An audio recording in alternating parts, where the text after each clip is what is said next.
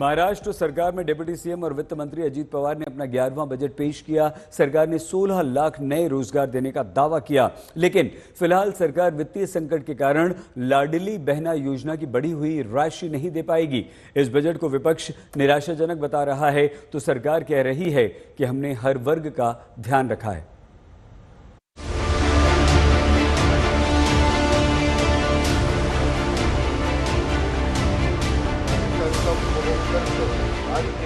सरकार पर बढ़ते कर्ज और लोक लुभावन योजनाओं पर हो रहे खर्च में कटौती के संकट के बीच आज महायुति सरकार ने अपना पहला बजट पेश किया, लेकिन वही हुआ जिसकी उम्मीद थी। बजट पेश करने के दौरान विपक्ष ने जोरदार हंगामा किया। लाडली बहना योजना के तहत मासिक भुगतान में बढ़ोतरी और किसान कर्ज माफी के ऐलान के बिना बजट पेश होने पर विपक्ष फडणवीस सरकार पर हमलावर रहा। जैसे पिछले साल मैंने कहा था कि बहुत सारे जरूरत जहाँ हो जरूर करिए, विकास हम सबको चाहिए, लेकिन विकास भी उसका कुछ एक नियोजन होना चाहिए। आज मुंबई में कितनी 64,000 कोटी, क्या छोटी अमाउंट? कहाँ करेंगे? रास्ते कहाँ करेंगे? मुंबई में देखिए, पूरे मुंबई में रास्ते है या नहीं है पता नहीं चल रहा है, और वो भी जो पुराने कामें चल रही हैं वो भी उन्होंने गिना है उसमें। तो ये सारी जो कॉन्ट्रैक्ट है मेट्रो के काम, आज जरूरत है क्या? महाराष्ट्र के ऊपर कर्जा तो दिन ब दिन बढ़ते जा रहा है और मुंबई की स्थिति भी हालत खराब होती जा रही है। दादा क्या हुआ तेरा वादा? यह सवाल विपक्ष राज्य के डिप्टी सीएम और वित्त मंत्री अजित दादा पवार से पूछ रहा है। वो इसलिए क्योंकि जिन लोक लुभावन योजनाओं के दम पर महायुति की सरकार ने रिकॉर्ड तोड़ जीत हासिल की, उन्हीं लाडली बहनों से किए गए चुनावी वादों को सरकार अभी तक पूरा नहीं कर सकी है, जिससे विपक्ष को महायुति सरकार को घेरने का एक और मौका मिल गया है। इस बजट से हमको तो नामुशी हुई है, मगर महाराष्ट्र का एक एक मतदाता भी इस बजट से नाखुश है। युवाओं की नौकरी के बारे में कोई बात नहीं है। जो लाडली बहन को 2100 रुपया देने का जाहीरनामे में वादा किया गया था, उनको 2100 रुपया नहीं है, बल्कि हमने देखा है कि पिछले दिनों में लाभार्थी को कम किया गया है। और हमारे जो किसान है, शेतकरी है, उनकी कर्ज माफी के अंदर एक शब्द भी इस बजट के अंदर नहीं है। किसानों के साथ नाइंसाफी, युवाओं के साथ नाइंसाफी, बहनों के साथ में नाइंसाफी, इंडस्ट्री के साथ में नाइंसाफी। ये बजट नाइंसाफी का बजट है। इसने महाराष्ट्र की जनता को न्याय नहीं दिया।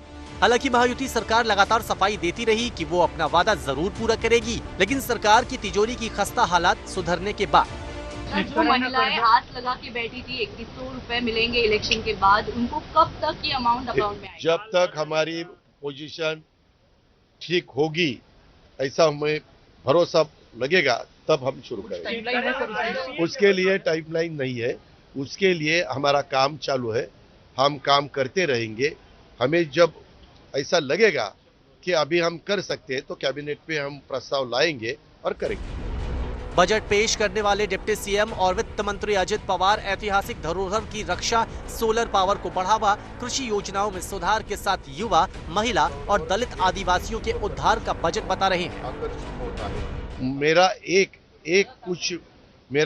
भी स्टेटमेंट निकालो, एक भी स्टेटमेंट कि मैंने ये वादा किया था, एक भी स्टेटमेंट मुझे दिखा दो। मैंने असेंबली इलेक्शन में अलग अलग जगह जाके बहुत सारे पब्लिक रैलियां ली थी।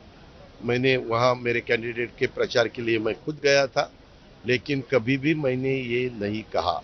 लेकिन महायुति सरकार ने महायुति वालों ने जो जाहिरनामा दिया था उसमें ये था, ये सही है। उसके बारे में हम सोचकर आगे जा रहे हैं। हमने कभी डिनाई नहीं किया है। हमारी पोजीशन फाइनेंशियली सुधारने के बाद हम वो भी करेंगे। महाराष्ट्र में मचे सियासी घमासान के बीच आज 10 सेकंड का ये वीडियो काफी चर्चा में है। देखिए, विधानसभा परिसर में सीएम फडणवीस और डिप्टी सीएम अजित पवार बाहर निकल रहे थे। इसी दौरान विधान परिषद में नेता प्रतिपक्ष और यूबीटी नेता अंबादास दानवे और उद्धव ठाकरे फडणवीस के सामने से निकले। मुख्यमंत्री ने अंबादास दानवे से हंसते हुए हाथ मिलाया, लेकिन जब वो उद्धव ठाकरे के सामने आए तो उन्होंने हाथ मिलाने की जगह कुछ मजाकिया अंदाज में कहा और हाथ जोड़कर चलने लगे। कई मतभेदों के बीच फडणवीस और उद्धव दोनों ठहाके लगाते दिखे। उनके पीछे चल रहे डिप्टी सीएम अजित पवार भी तेजी से सीएम के साथ बाहर की ओर बढ़ गए।